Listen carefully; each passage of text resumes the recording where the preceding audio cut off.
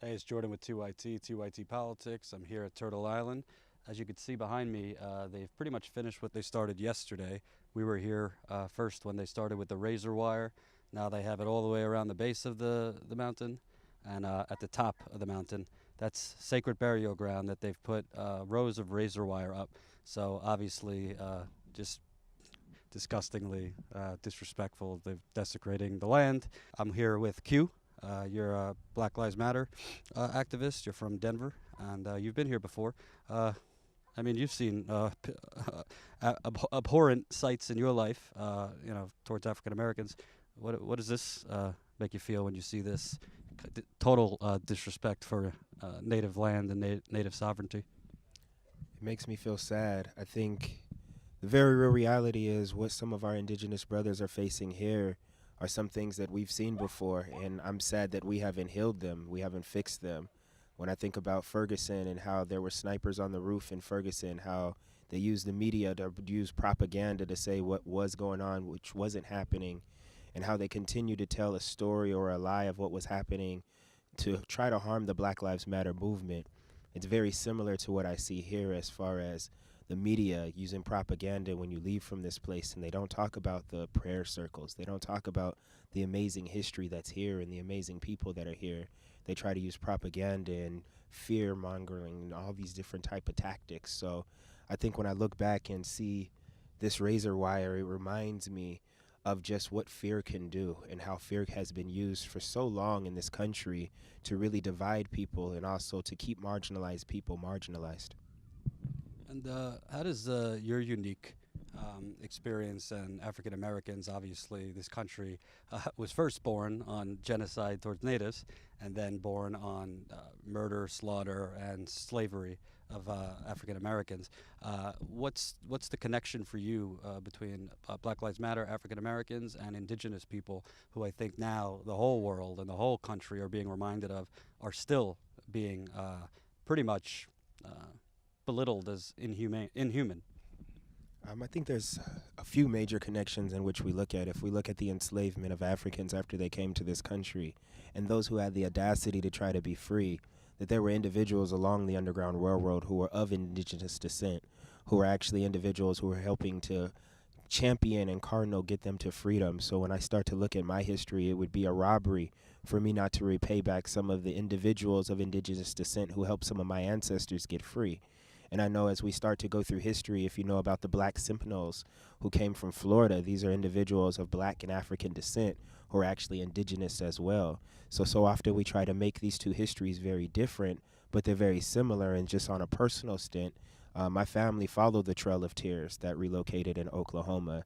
And my great grandfather, who was of a slave, and my great grandmother, who was of a tribe, they married and they had a child, which is my grandmother, Matistella Holcomb, and she was born in an area in which would have considered a reservation. So moving forward and thinking about what that history actually means to me, America has given the distinction that I am not indigenous because of how much is in my blood, but you cannot take away the history of where I've come from and the memories of what my family's told me.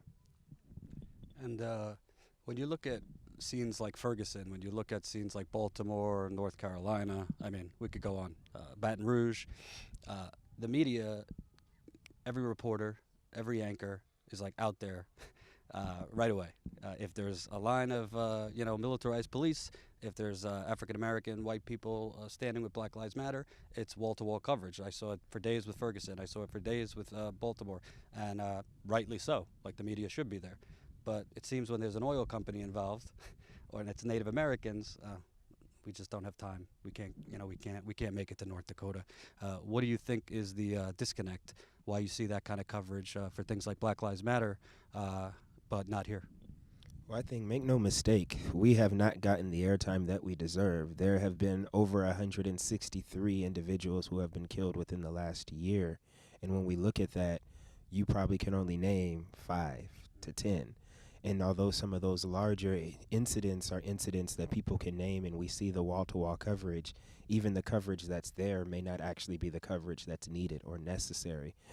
So when we look at what's happening here at Standing Rock, it's very hard because we realize that America is a corporatocracy in which individuals get paid a substantial amount of money to make sure certain things are kept in a certain area or certain people are propagated a certain way. And when we start to look at that here in this place, there's several pieces of the story that will never be told. They'll never tell you that the elders are here and that the elders are blessing this space in this area. But they would be quick to tell you something about the barbed wire and how somebody was trying to get across it. So as we start to look at that, we start to realize just what we are in this nature of where we're at. So one thing that's been constant with African Americans and Native Americans is economic genocide. I mean, African Americans, it's not just straight up racism. It's also the economic racism, the environmental racism. As you know, this was supposed to go through a white neighborhood, and then they rerouted it to here. How do you fight back against that? I mean, we have the president, the next president, has referred to African Americans as, look at my black person over there in the crowd. He's offended at pretty much every group you could think of. His policies are pretty economically, constraining on middle class and low income people. He talks about the inner cities, but he's never been to an inner city in his life. How does you fight back against this economic genocide, not just for black people and Native Americans, but all those who don't have as powerful of a microphone as the white people? I think the biggest thing you can do is do your history. As far as when I look at this country, the best time that there has been cooperative economics between different groups of individuals of African American descent was a time when we look at Black Wall Street, which happened in Oklahoma in around 1921, where we had a number of blacks who were able to not only take over a part of the city, but take over their city. They had their own bus lines, they had their own airports, they had their own banks, they had their own area in which they didn't have to worry about the segregation because they didn't have to worry about getting somebody else's opinion or their viewpoints. They just made their own. And I think as we look at what's happening in the climate of the Americas now, it's very important for us to remember the history and that there's opportunities for us to make our own. There's opportunities for us not to have to buy from corporations that don't support the things that we support, but to buy and use our money as a way of using that as activism and really making your money count where it should count and really getting an idea of what are the companies that support the prison industrial complex? What are companies that have supported DAPL and other organizations that are gentrifying our communities? What are some of these different people who aren't for our good and using our money, our dollars as a way of going against them?